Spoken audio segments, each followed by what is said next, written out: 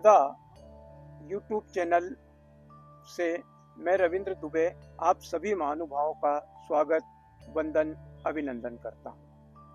आज हमारे बीच इस निमाड़ क्षेत्र ही नहीं वरन संपूर्ण देश में अपनी वाणी से, कथाओं के माध्यम से जनमानस में एक आस्था का निरंतर प्रवाह कर रहे मानस मर्मज्ञ श्रीमद् भागवत महापुराण कथा, शिव महापुराण कथा, नर्मदा पुराण कथा में जिनका पूर्ण हस्तक्षेप है, ऐसे विद्वान परमाचार्य श्रीयुत दिनेशानंद बापू जी आज हमारे बीच विराजमान हैं और हम उनसे ही जानते हैं कि हमारे मन में एक जिज्ञासा उत्पन्न हुई थी कि शुक्रताल उत्तर प्रदेश की पावन भूमि पर श्रीमद् भागवत महापुराण कथा का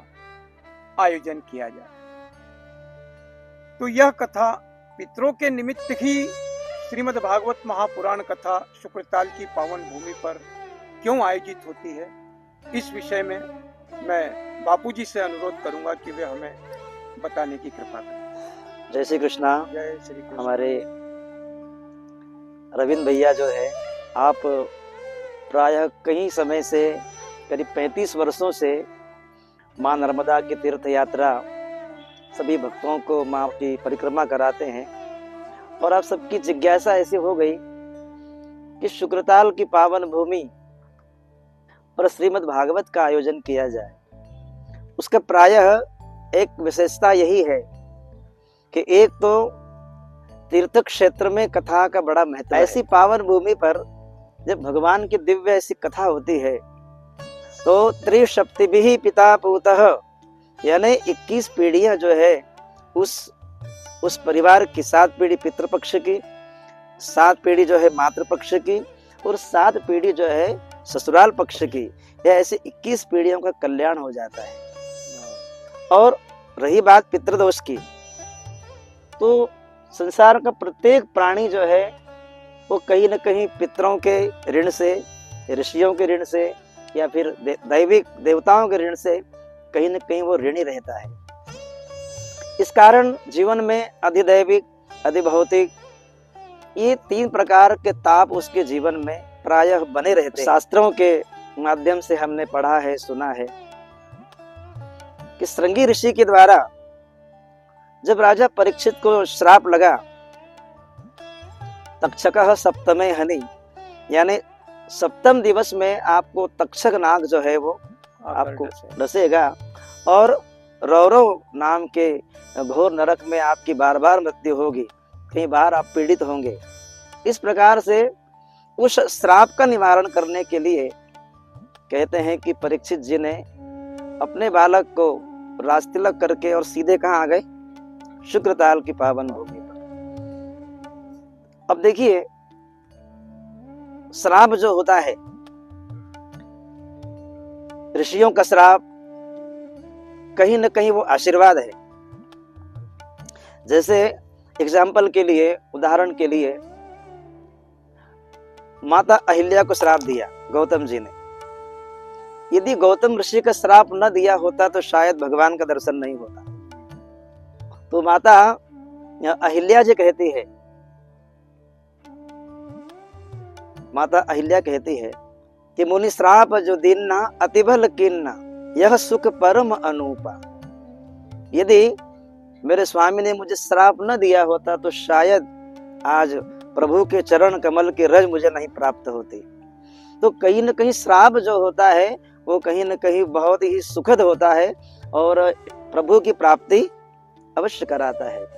इसलिए जब परीक्षित जी को श्राप लगा तो सीधे गंगा किनारे आ गए और जैसे ही सुना तो कहते हैं कि हजारों संत महात्मा एकत्रित हो गए वहां पर, हजारों।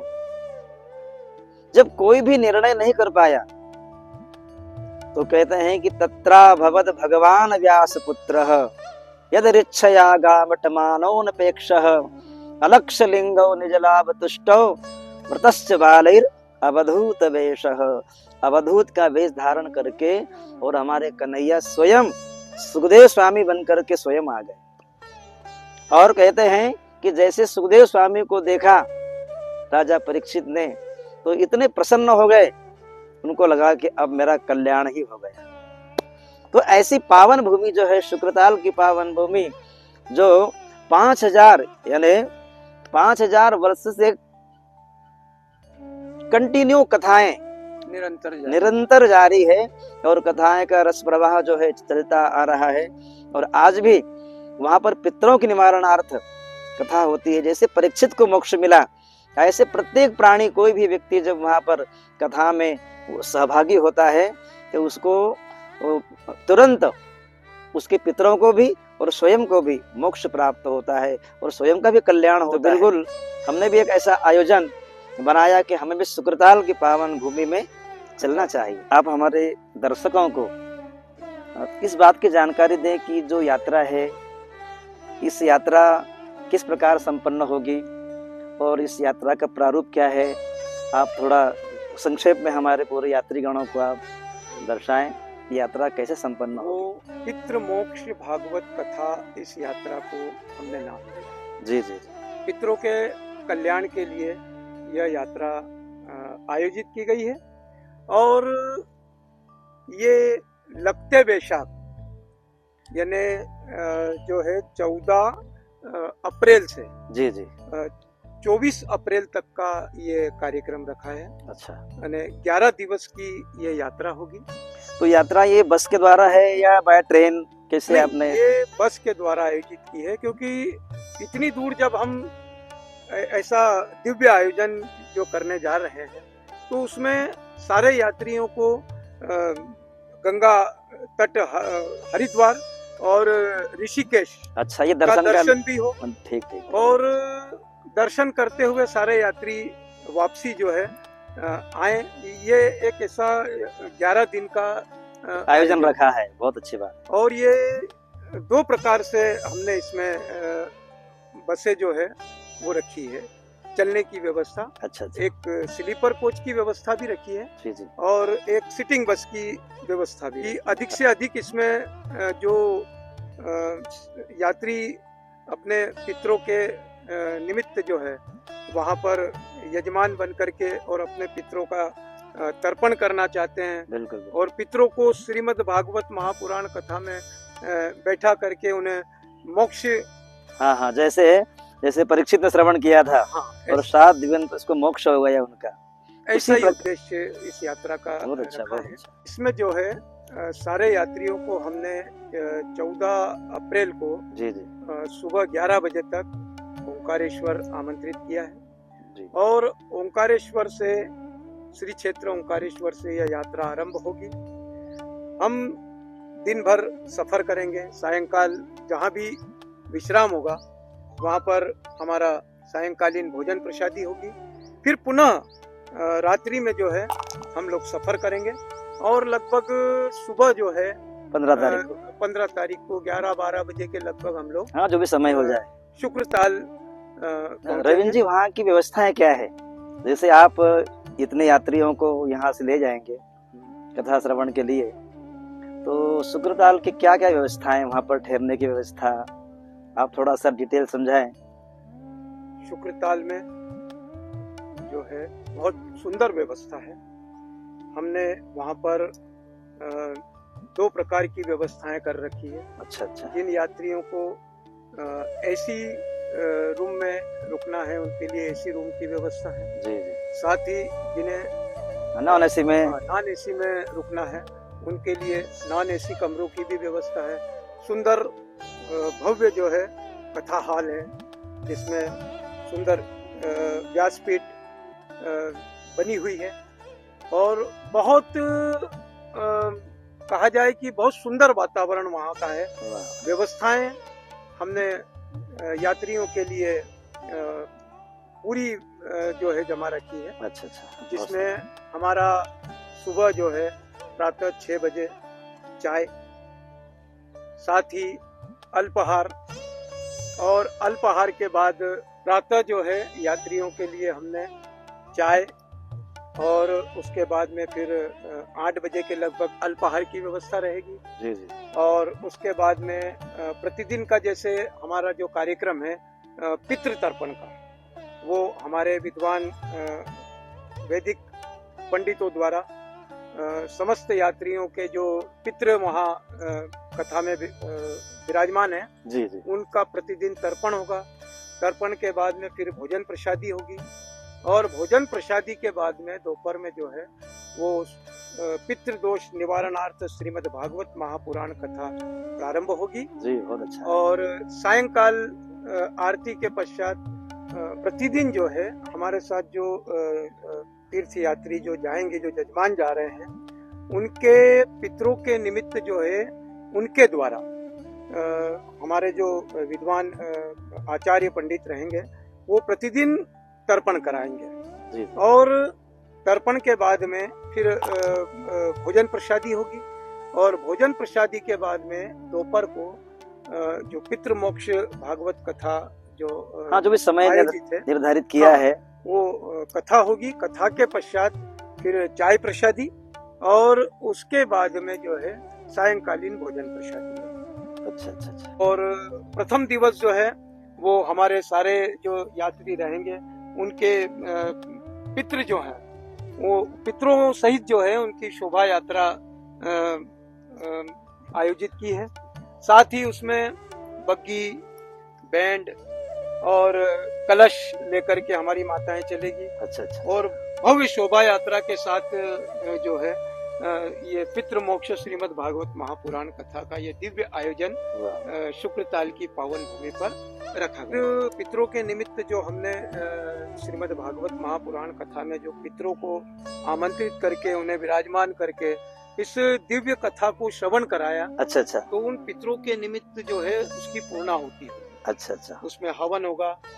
हवन के बाद में पितरों के निमित्त जो है भंडारा प्रसादी होगी, और भंडारा प्रसादी के बाद में जो है उन पितरों को हमको सभी यजमानों को अपने अपने पितरों को ले जा करके और गंगा जी में उन्हें विसर्जित करके उन्हें विदाई देना है। फिर वहां से तत्पश्चात ये यात्रा जो है वो हरिद्वार के लिए प्रस्थान करेगी। हरिद्वार में जो है हमारे सारे यात्रियों को गंगा के तट पर जो भव्य आरती होती है गंगा जी की, जी जी, उस आरती का दर्शन होगा, दिव्य मंदिरों के दर्शन होंगे, और रात्रि विश्राम हम लोग हरिद्वार करेंगे।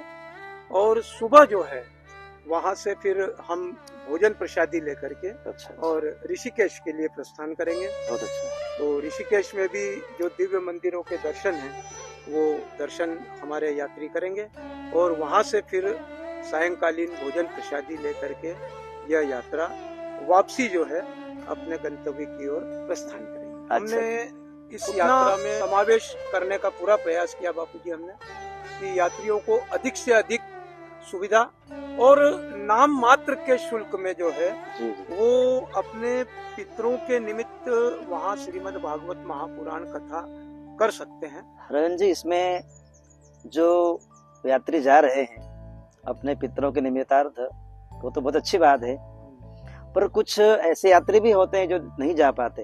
हाँ, है ना, किसी भी कारणवश जो है कोई समस्या है, तो उनके लिए एक ये सुविधा भी उपलब्ध है कि वो अपना ऑनलाइन संकल्प भी करवा सकते हैं।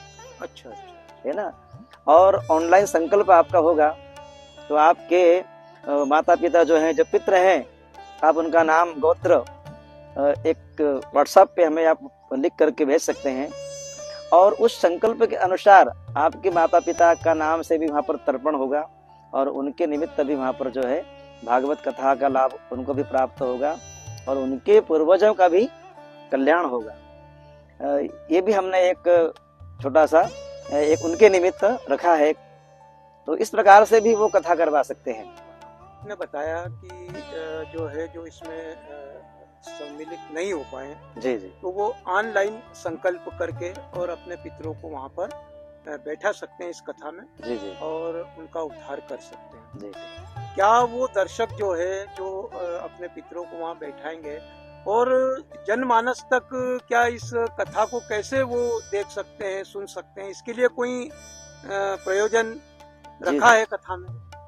बहुत अच्छा प्रश्न किया आपने रविंद्र जी। जैसे कि ये जो शुक्रताल की पावन धरा पर जो कथा का आयोजन हो रहा है, ये हमारे YouTube चैनल पर प्रतिदिन लाइव कथा होगी।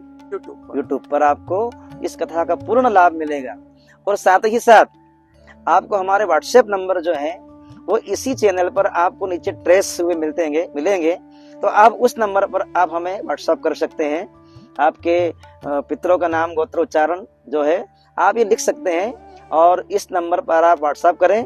और इसी दिनेशानंद बापू ये चैनल आप जो है इसको सब्सक्राइब करें और लाइक करें, ताकि ये कथा जो है आपको घर बैठे बैठे भी आप कथा श्रवण कर सकते हैं। और भी हमारे यात्रीगण इस यात्रा का पूर्ण रूप से जानकारी चाहें तो आप हमारे इस यात्रा के जो सहयोगी हैं रविंद्र भाई दुबे जी, आप इनसे पूर्ण जानकारी प्राप्त कर सकते हैं। पितरों के मोक्ष के निवारणार्थ और पितृदोष से मुक्ति पाने हेतु जो शुक्रताल की पावन भूमि पर ये कथा जो 14 अप्रैल से आयोजित की गई है, इसमें अधिक से अधिक आप लोग सम्मिलित हो, इसके लिए आप लोग शीघ्र ही इन नंबरों पर संपर्क कर सकते हैं।